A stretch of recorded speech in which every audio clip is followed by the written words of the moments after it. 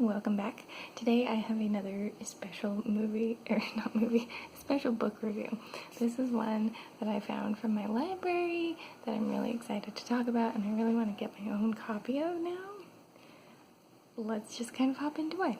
So, what we have to talk about is Beneath the Moon, which, as you can see from the subtitle, is fairy tales, myths, and divine stories from around the world. Oh my gosh, this book is so pretty. It's got, again, mythology from all kinds of places. It's got these beautiful illustrations with all of them. So fun, so beautiful.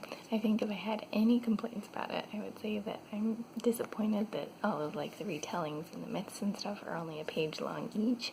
A lot of these stories I really wanted a full length novel type story, or at least short story length thing, versus just a single page, which almost feels more like a summary than a retelling.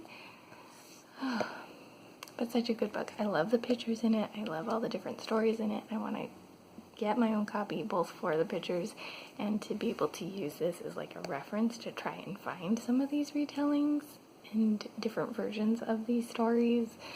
I think that would be really awesome and would maybe inspire some of my own writing sometimes too, to have some different backgrounds and things to it.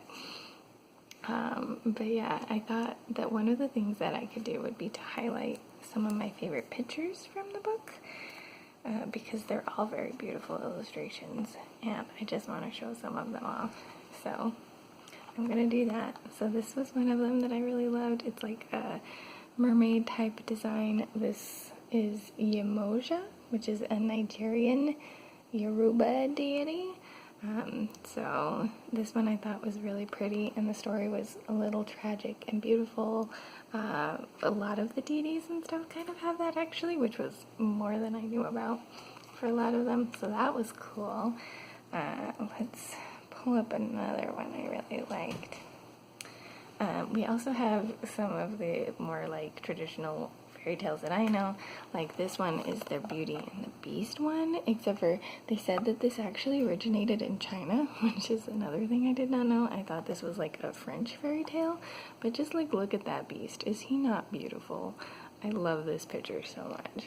So it was cool to see that, and I actually want to look more into the origins of this one now too, seeing that this claims it's Chinese and me thinking that it was not.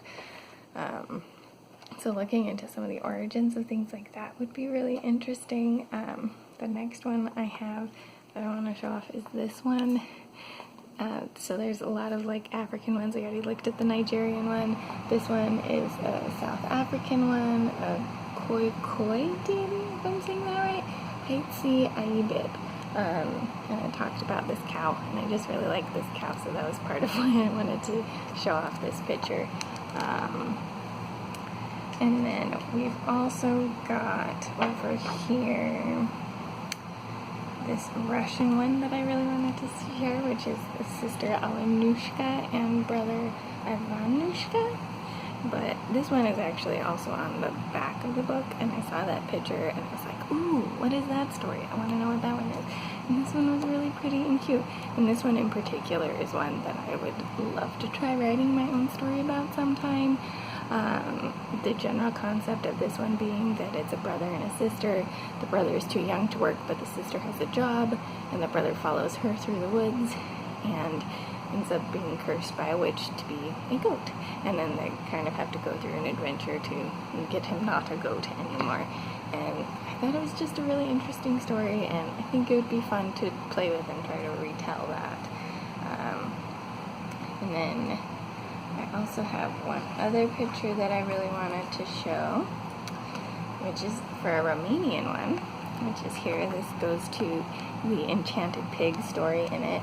And this one I thought was really interesting too. It gave me kind of some East of the Sun, West of the Moon vibes, if you know that fairy tale, which is also featured in here.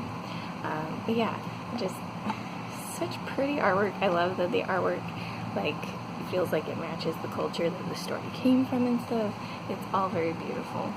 And then one final thing that I wanted to do with it is, if you've seen the name of my channel, I'm Leah Harper, and if you've seen some of my videos, you know I love snakes. And one of these was about a snake. Actually, there were several that involved a snake, but there was particularly this one that I really liked that I thought I might just read for you. This is Boitada, which is a Brazilian myth.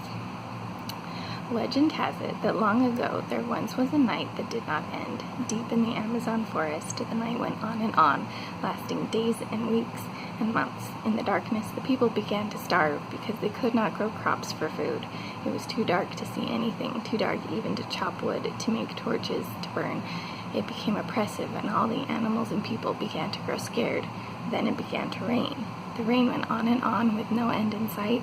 The forest began to flood, and many of the animals and people, weak with hunger and cold, drowned in the endlessly rising waters. It was then that a huge snake, sleeping on a log in the forest, woke from its slumber. It woke feeling very hungry and slithered easily through the wet forest because it knew how to swim and was accustomed to darkness. It began to eat all the dead floating animals, filling its belly to bursting. Eventually, because there were so many animals, the snake was able to feast only on its favorite part, the eyes. The eyes of the animals gleamed with the light of the last days of sun the animals had seen. So with each eye the snake swallowed, the brighter the snake itself became. It ate so many eyes full of light that it became fire, and with its brilliance banished the rain and the night and brought warmth back to the forest. The snake became known as Boitada. Now, the Boitada is considered a protector of the forest and fields. Its bright eyes can see perfectly in the dark, and it will kill anyone who tries to set fire to the forest, eating their eyes. Anyone who has the misfortune to see the snake will go blind, go insane, or even die. Just, what a fun story, and what a pretty snake, and I love it. I loved seeing just in general how much snake mythology there was in this, but yeah, I highly recommend it if you like mythology and things like that. It feels like a great primer to see all kinds of different cultures' mythology and things, and if for nothing else, the artwork is just beautiful in this book too. I highly recommend it. If you have other mythology books and things you think I might like, feel free to share down below. I think that's all I've got for now, but this is the Uma Harper signing out.